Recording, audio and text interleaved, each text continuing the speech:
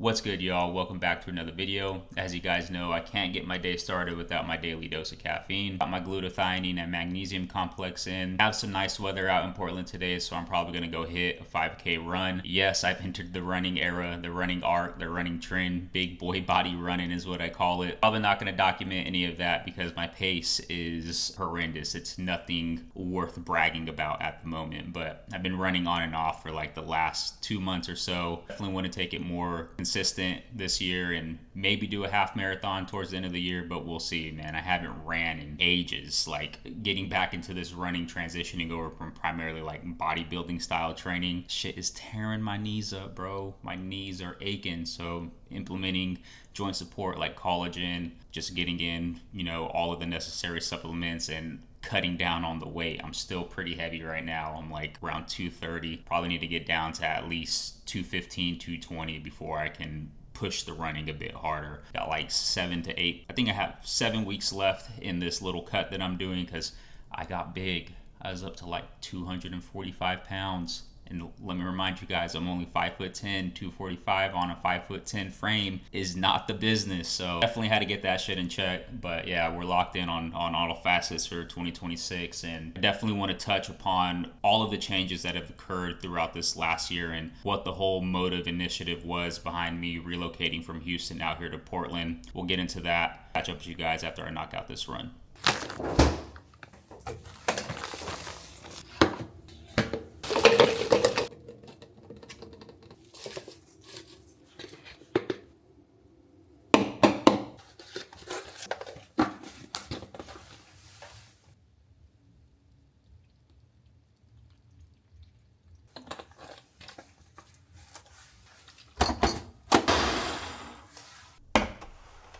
All right, y'all, 5K knocked out, finished, paced, disclosed. It was a good run. It wasn't too bad. Miles 1 and 2, I hit the pace that I was anticipating, and then mile 3, I just started to fade out. So it was like a minute and a half slower than what I wanted it to be, but that's part of the running game, man. I think of running like investment banking or some shit. Like, you got to do a little bit every day. It's like basically like compounding interest.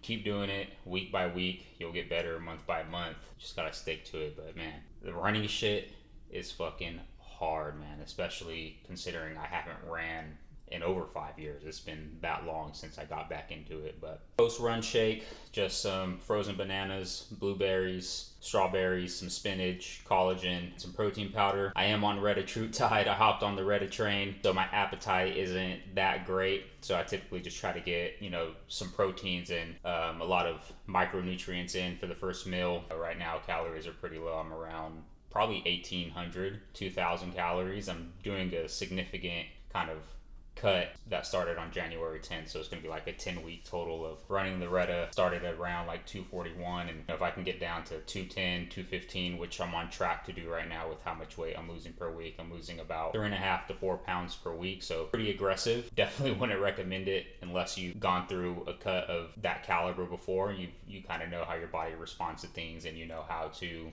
make accommodations when energy levels are starting to drop. So I've been doing it for a while, so I'm very well aware of what my body can handle and what it can sustain for durations of time. I got to get some design work done. I have a meeting with the client. I'll knock that out and then probably go hit the city. It's nice out. I don't want to be indoors. Run around the city, kind of show you guys around Portland, maybe go stop at one of my favorite cafes, dive into the bulk of the video, which is talking about why I moved out here. So yeah, gonna knock that out. Catch up with you guys after that. All right, y'all, just finished up with the design meeting. Really good. So with one of my clients out in LA. Had a pretty major moment last month in terms of the design studio. Had some products shown in Paris, which was super dope.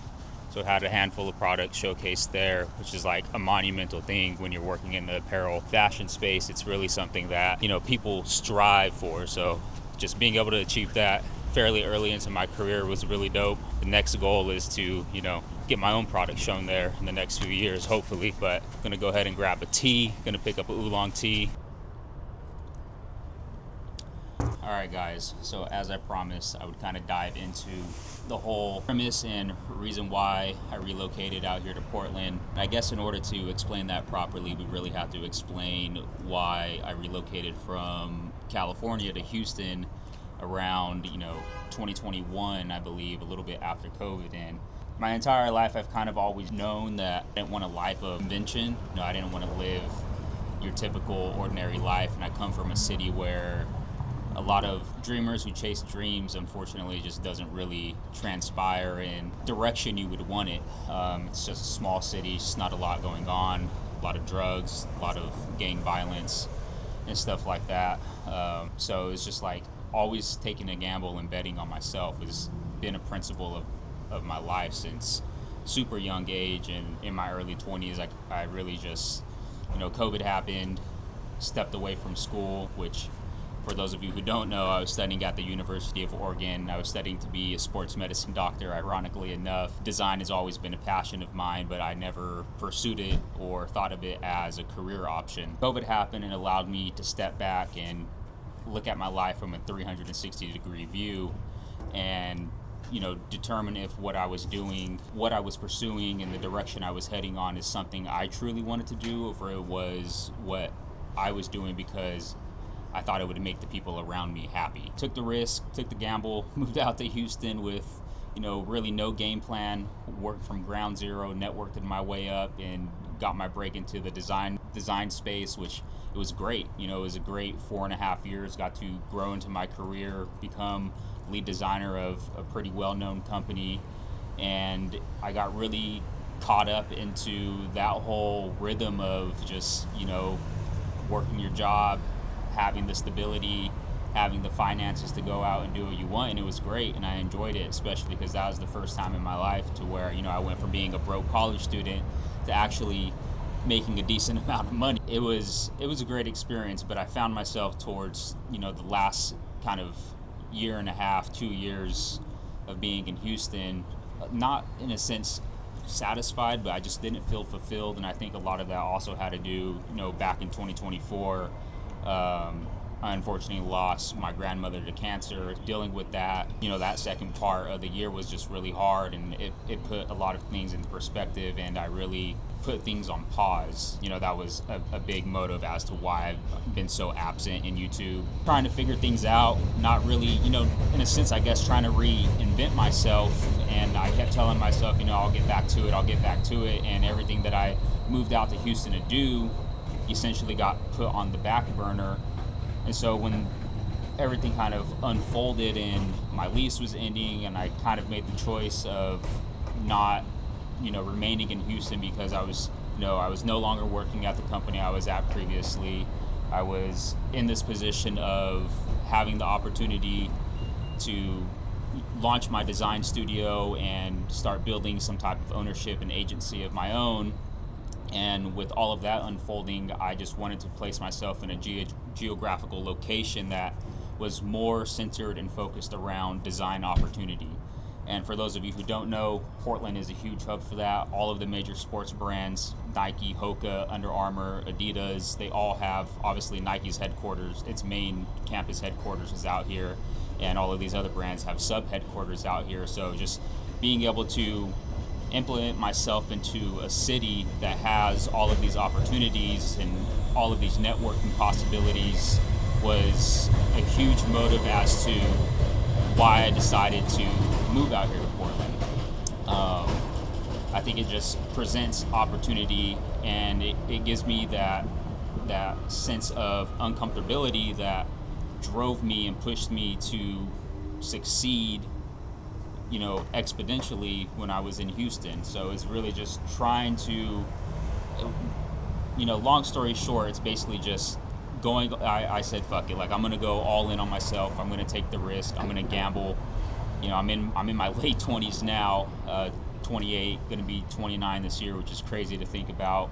It's either now or never. Like the time is now, because if I don't start now in terms of continuing to build out the studio and finally start building out my brand and building the identity and world and product development behind that, if I don't do that now, to be honest, I don't know when I would ever start, because I mean, I'm gonna just be honest with you guys. Like, I was a huge motive of coming out here was wanting to get a job at my dream company, which was Nike, and fortunately, you know, I've had opportunities to connect with individuals there, but I also found myself in a space to where I didn't want to go back to that normalcy or to that life of convention, and continuing to pursue my design studio and build out the brand is full-heartedly where my mindset is right now. And when 2026 started, I told myself, you know, I'm gonna just commit to everything. I'm gonna look past judgment. I'm gonna look past people's perception of me and really just be authentic to what I do and what I want to pursue. So just diving into everything full throttle, fully committed. It's definitely a challenge. You know, there's a lot of ups and downs, a lot of highs and lows.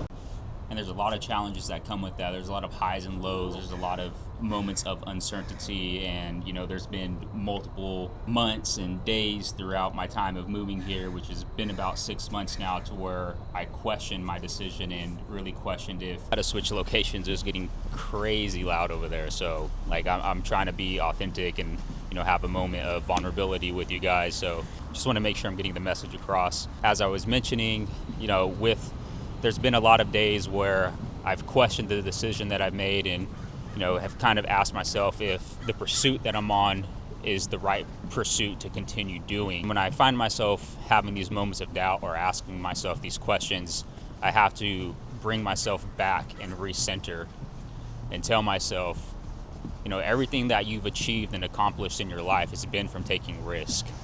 And I'm in a position right now to where, you know, the risk to reward is very high. Like, I have no dependables. It's just me and Bree. That's all I really have to worry about. No kids, like, not much financial responsibility outside of your traditional rent, car payment, shit like that. So I just feel like the moment to take the risk and continue to build out the design studio and finally get the brand going and get product showcased around that and continue to build that world out is now. And I don't think there would be any better city to do it in other than maybe LA, but vibe-wise, I just don't think that's me. Oregon in general has always just been a location of, I loved my time at the University of Oregon. I've always loved the state of Oregon. Visited Portland a few times when I was at UO, so just being able to come back and fully immerse myself into the city and connect with great people. That's one thing I love about Portland, is everybody here is pretty hospitable, and it's a large enough city to where there's a lot of things going on, but it's not too large to where it's impossible to make those connections, as long as you know how to network your way through the industry that you're pursuing. I'm gonna head over to one of my favorite Thai foods. For those of you who know me personally, you guys know Thai food has been, you know, my go-to cuisine since I was young. I grew up eating that shit with my pops back in Merced, the home city. Despite everything wrong that Merced has going for it, it does have some fire-ass Thai food, and it's very hard to find Thai places that. I'm very much a creature of habit, so when I find something I like, I don't really break away from it, which is, you know, kind of the opposite of what I'm telling you guys to do. But when it comes to food, there's two things I hate: bad coffee, bad food. Portland has none of those, which is great and dangerous, because, like, trying to slim down and lose weight is extremely difficult because there's just so much great food surrounded by me. But so I'm gonna head to Zap Pinto, one of my favorite Thai spots. I'll kind of show you guys my go-to dish there. I have two go-to dishes, but since I'm dieting right now, I'm gonna keep it clean. So you guys on game, if you guys are ever in the Portland area or hit up a Thai spot, this is definitely, most great Thai spots will have this dish. So if you see it on the menu, highly recommended. The holy grail of Thai food in the Pearl District. I haven't found any other places. I've tried a few, but as I mentioned, I'm a creature of habit. So once I find a good restaurant, I kind of just stick to it. But they have two locations. One is over by the Portland Airport, and then there's one here in the Pearl District, which is relatively close. It's only like 15-minute walk from the Loft. So yeah, this is like a spot.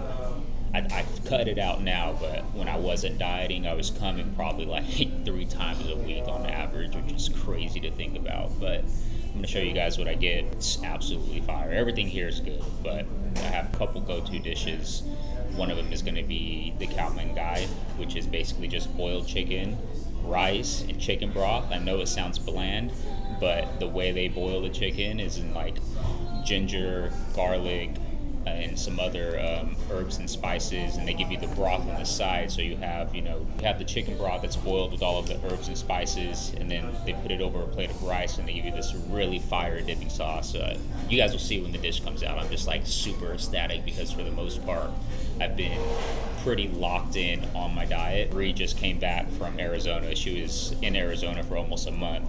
Our friend Alejandra fucked up her ankle ice skating, so she had to have surgery, and Bree was taking care of her, like, really good friend, but she got back into town last night. So it's kind of like always tradition when one of us come back from a long traveling trip, we stop and get food. But she got in super late last night because her flight was delayed, so we didn't go last night. We didn't get home from the airport till like 11:30, and I typically just don't eat that late, so gonna make up for it today. Wish I could pig out, like I really wish I could, but I told myself like this year I'm gonna get in the best shape of my life, trying to do the half marathon in New York later this year.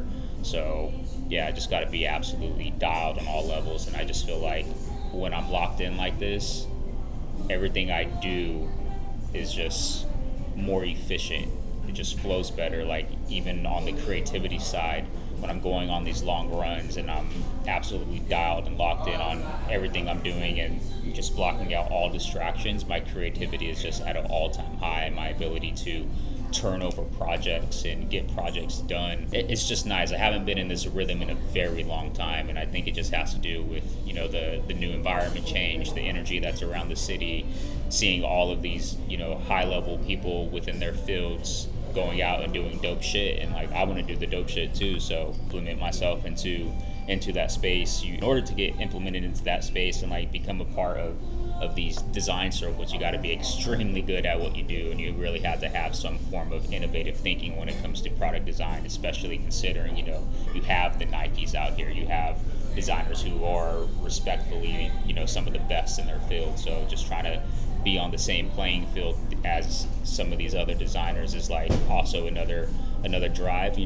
I think it's also the competitive competition. Like I grew up being an athlete, and that's something I've always missed since leaving active sport. Having that constant, like, damn, look at what this person's doing, well, how can I up this? And it's kind of like a ego thing, and I try not to let ego get in the way, but I think like I'm just trying to be the best designer that I can be, and just trying to build the best brand that I can build, and hopefully one day I can take this shit global. But it's a long process, man. It's a 10-year development process on average, and like I would be foolish to just look at it from a numbers perspective and be like, oh, by year 10 I can be at this level of success, when the reality is like it could be a few years, it could be 10 years, it could be 20 years. Shit, it could never happen, and you kind of just have to be ready for all of those possibilities and all of those outcomes as potential results, and just be committed to what you're doing, and understand like there's going to be a lot of moments to where it's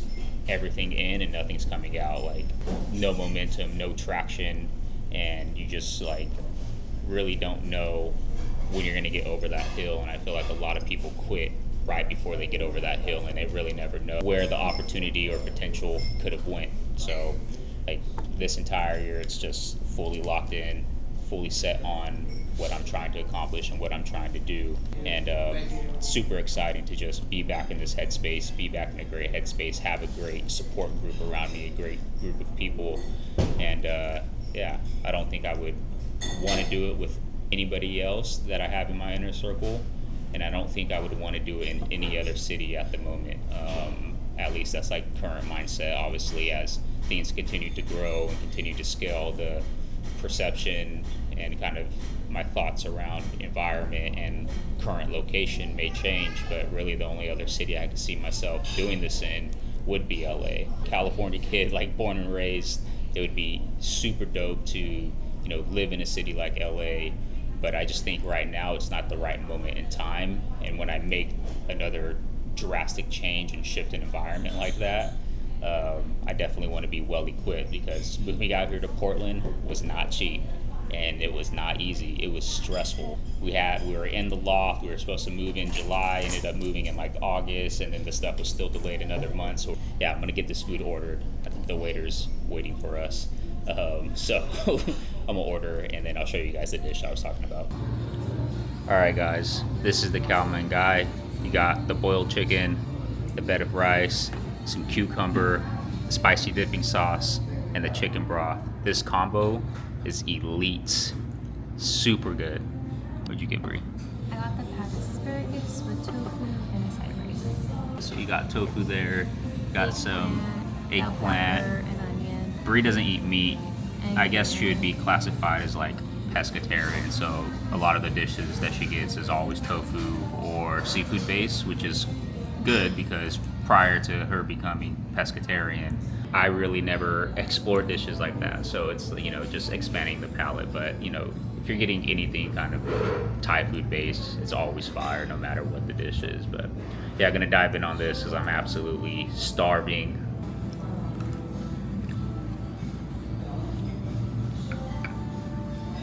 Okay. eat your veggies.